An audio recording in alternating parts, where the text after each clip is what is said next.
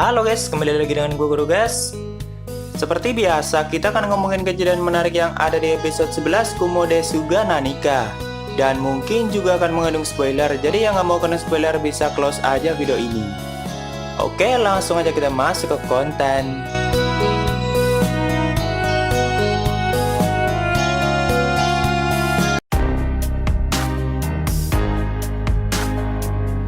Sebelum memulai ke pembahasannya, gue mau jelasin lagi tentang timeline yang ada di anime ini. Karena banyak banget dari kalian yang masih nanyain dan masih bingung dengan dua alur yang maju mundur kalau kalian nyebutnya. Dan banyak yang bingung apakah Kumoko yang masih di gua cuma flashback. Nggak gitu juga sih sebenarnya. Tapi kalau kalian lebih enak memahaminya seperti itu ya nggak masalah juga. Jadi gini guys, novel ini tuh mengambil sudut pandang dari banyak karakter di dalamnya, nggak cuma fokus pada MC-nya doang. Malahan di setiap volume, Kumoko paling cuma kebagian setengahnya doang, dan yang setengahnya lagi kita melihatnya dari perspektif karakter lain. Kalau kita sedang menonton Kumoko yang masih di gua itu karena kita melihatnya dari perspektif Kumoko di timelinenya dia. Tapi kok kenapa bisa ada Shirori di episode yang sama, padahal kan Shirori sama aja Kumoko? Itu karena kita sedang melihatnya dari perspektif Shun atau karakter lain di timeline saat teman-teman Kumoko sudah dewasa. Atau usia Kumoko di dunia itu sudah 15 tahun. Tentu saja Kumoko di timeline itu sudah menjadi Shirori karena kita melihatnya dari sudut pandang teman-teman Kumoko yang sudah dewasa. Tapi jika nanti kita melihatnya dari perspektif Kumoko yang baru keluar gua, ya teman-temannya masih bayi. Nanti bakalan ditunjukin hal itu saat Kumoko bertemu dengan bayi Sophia. Jadi sebenarnya mereka terlahir di masa yang sama. Kalau ada perbedaan waktu, palingan gak sampai 1 tahunan lebih. Sebenarnya di anime udah beberapa kali ditunjukin kalau perbedaan waktu antara Kumoko di gua dan teman-temannya yang sudah dewasa itu 15 tahunan. Kalau di novelnya kita harus berpikir sendiri malahan. Dengan mengamati kejadian itu ada di tahun berapa. Jangan dibuat bingung guys. Pokoknya kalau kalian lagi lihat Kumoko di gua itu berarti teman-temannya masih bayi. Dan kalau kalian melihat teman-teman Kumoko sudah dewasa berarti Kumoko udah jadi Shirori. Mungkin nanti di volume 12-an ke sana baru kita melihatnya dari timeline yang sama walaupun dari perspektif karakter lain, dan itu masih cukup jauh. Oke lah, lanjut ke pembahasannya. Di awal episode kita ditunjukkan semua informasi yang masuk ke otak Kumoko setelah skill tabunya mencapai level maksimal. Sebenarnya itu ada menu pilihannya, terserah mau pilih yang mana dulu kalau ingin mengetahui semua informasi tentang dunia itu. Pokoknya semuanya secara garis besar tentang kebenaran dunia bakalan bisa diketahui. Seperti awal mula kehancuran dunia yang menjadikan dunia itu sekarang bergantung pada sistem. Tapi umur dunia itu juga terus berkurang di masa ini dan bisa dibilang sudah sekarat lagi. Untuk kedua hal itu, lebih lengkapnya kalian bisa tonton video gue yang bahas Kumoko dan Di. Di situ gue jelasin mengenai awal mula terciptanya sistem dan penyebab kehancuran dunia itu. Lalu yang ini belum dijelasin dengan detail di light novel sejauh volume sebelumnya, jadi gue akan jelasin sedikit berdasarkan web novelnya. Dan belum tentu sama nantinya. Dulu sekali sebelum sistem tercipta pernah ada perang antara manusia melawan naga. Di sini naga-naga yang dimaksud itu para naga tertua guys, yang sudah tidak ada di dunia itu. Hanya tinggal satu, yaitu Gulia yang menjadi dewa dunia itu. Tapi saat itu Dewa Sariel yang merupakan ras malaikat lebih memilih untuk melindungi manusia, sampai bisa mengusir ras naga dan mengakhiri perang itu. Dia memang sangat baik pada manusia dunia itu. Malahan terlalu baik bagi gue sih. Dia sampai rela mengorbankan dirinya untuk menjadi inti dari sistem agar dunia itu tidak hancur. Tapi karena sudah terlalu lama dan kekuatan besar Sariel juga sudah berkurang banyak, jadi dunia itu sudah mengalami masa sekaratnya lagi di masa ini. Karena Sariel lah inti dari sistem itu sendiri. Sebenarnya dia sangat kuat, bahkan dikatakan kalau semua naga di masa lalu tidak bisa mengalahkan Dewi Sariel. Tapi walaupun dia terus berkorban untuk makhluk dunia itu, cuma orang-orang Sariel lah yang masih menganut ajarannya. Itu suara yang keluar dari sistem itu suaranya Sariel guys. Lalu untuk Dewa Gulia yang kelihatannya menunjukkan ekspresi marah, gue nggak tahu kenapa. Karena masih minim banget informasi antara hubungan dia dengan Sariel. Cuma satu hal yang pasti, kalau Gulia mempunyai perasaan khusus terhadap Sariel. Mungkin bisa dibilang cinta sih. Tentunya informasi yang diperoleh oleh Kumoko sangat banyak dan lebih dari itu. Cuma belum dijelaskan semuanya. Kalau orang lain yang menerima informasi sebanyak itu udah pasti langsung guling-guling kesakitan. Paralel main aja sampai babak belur tuh karena mengolah informasi sebanyak itu. Padahal sudah mengetahui kalau dunia itu akan hancur dan makhluk sekelas dewa saja belum tentu bisa menghentikannya. Tapi Kumoko sama sekali tidak menyerah akan hal itu. Dia hanya perlu menjadi lebih kuat dan nantinya akan tahu bisa menghentikan kehancuran itu atau tidak. Pemikiran dia memang sangat simpel. Tanpa kekuatan yang besar maka tidak akan bisa melakukan apapun di dunia itu.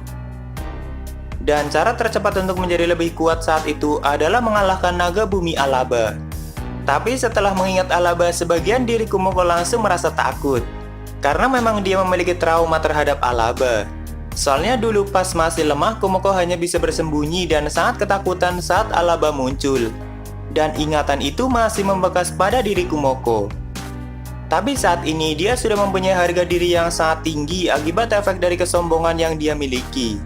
Jadi Kumoko nggak akan membiarkan trauma kecil itu ada dalam dirinya. Dan harus melampaui makhluk yang sudah memberikan trauma padanya, yaitu naga bumi Alaba. Saat itu dia langsung berteleport ke stratum bawah dan mengecek keberadaan Alaba, tapi bertemu dengan monster ular yang sangat besar dan mempunyai statistik yang lumayan gila juga. Itu ular sebenarnya sangat besar dan panjang banget guys.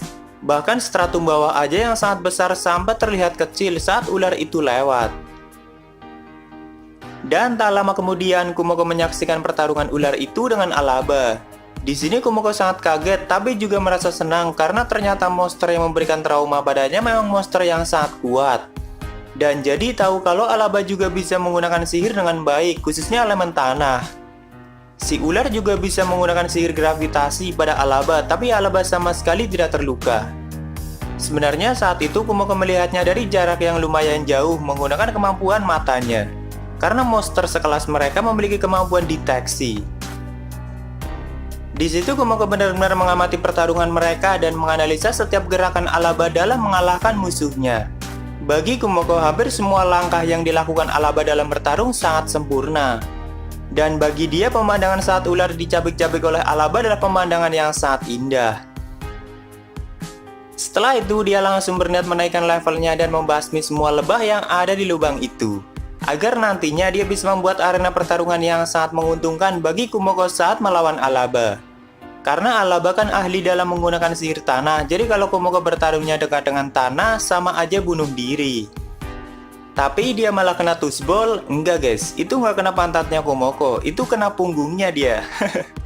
Sampai-sampai dibantai semua tuh lebah sampai ke sarang-sarangnya.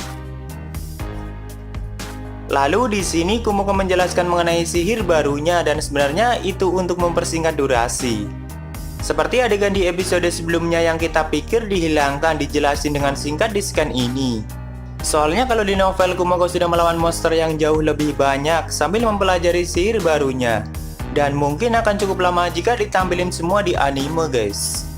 Tapi urutan kejadiannya memang tetap nggak sama, cuma intinya sama aja. Dan sepertinya episode selanjutnya akan menjadi pertarungan yang sangat epik antara Kumoko melawan naga bumi Alaba. Soalnya Kumoko sudah mempersiapkan semua jaring-jaringnya untuk bertarung. Lalu berikutnya di sini kita juga melihat Fei yang sepertinya akan mendapat wujud manusianya setelah membuat kontrak dengan Sun. Sebenarnya itu telat banget sih kalau dibandingin sama reinkarnator lain yang dilahirkan sebagai monster, seperti Urat dan Kumoko. Berarti itu Fei udah 15 tahun hidup dengan wujud seperti itu. Dari kemarin banyak yang minta gue buat bahas Fei, tapi gue jawabnya kalau gue sedikit benci sama nih karakter. Tapi setelah gue melihat Fei di episode ini jadi kasihan juga sih. Dan sebenarnya dia juga sudah sangat berubah dan bisa mengambil keputusan dengan tepat. Malahan jauh lebih mending Fei daripada reinkarnator lain yang ada di dekat Sun dan Oka. Ya kapan-kapan mungkin gue bakalan bahas kalian sama reinkarnator yang lain. Dan ini adalah wujud manusianya Fei guys. Saat itu Sun sedang menunggu Heirin, satu-satunya orang yang selamat dari party Julius, dan Sun ingin mengetahui kebenarannya. Di sini Heirin mengira kalau dirinya bisa selamat gara-gara item yang diberikan Julius padanya, yaitu bulu burung poenik. Gua rasa sih itu emang sengaja dibiarin selamat oleh Shirori agar menceritakan kejadiannya sama Sun. Dan juga untuk mengantarkan sal milik Julius pada Sun.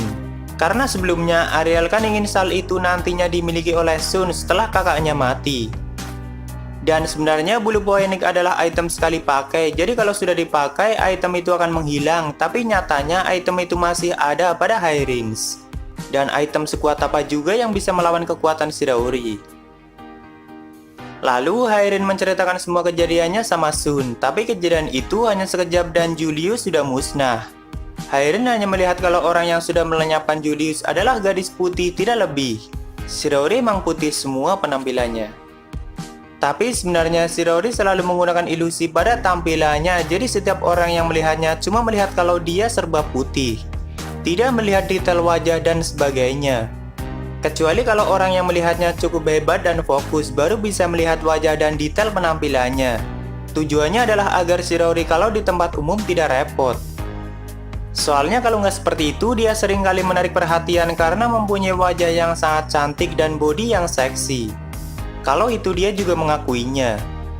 Mungkin hal itu juga yang menyebabkan kalian belum bisa melihat lekuk tubuh Shiraori dengan jelas.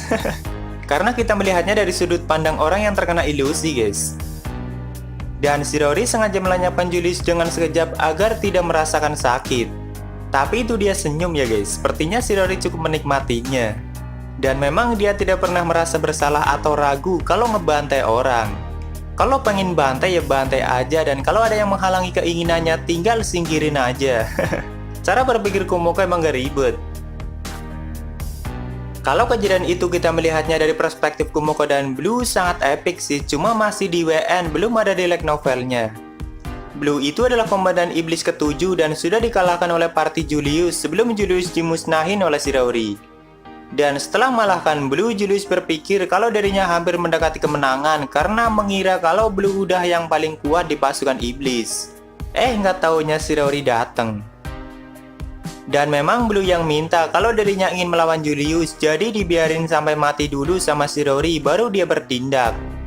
Padahal nih orang sangat tertarik pada Shiraori, dari Shiraori baru tinggal di wilayah iblis guys. Dan sering banget caper di depan Shiraori. Nanti gue ceritain di pembahasan Ariel part 2. Karena Blue juga mempunyai hubungan yang baik dengan Wrath dan sering berantem sama Sophia. Sebenarnya gue bisa aja bahas lebih detail lagi mengenai episode ini, cuma nanti bisa terlalu spoiler untuk episode selanjutnya. Karena kalian kan tahu kalau urutan kejadiannya nggak sama dengan light novelnya. Jadi bisa aja nanti yang kepotong di part ini bakalan dijelasin di part berikutnya. Sebenarnya munafik juga ya guys, kalau gue yang bilang seperti itu. Karena guenya sendiri juga tukang spoiler. Oke lah, mungkin segitu dulu untuk pembahasan kali ini. Jika ada kesalahan, gue minta maaf dan kalian bisa koreksi aja di bawah. Like jika kalian suka dengan video ini dan dislike jika tidak suka, tidak apa-apa. Thank you yang udah mampir, sampai ketemu di video selanjutnya. Salam Guru guys.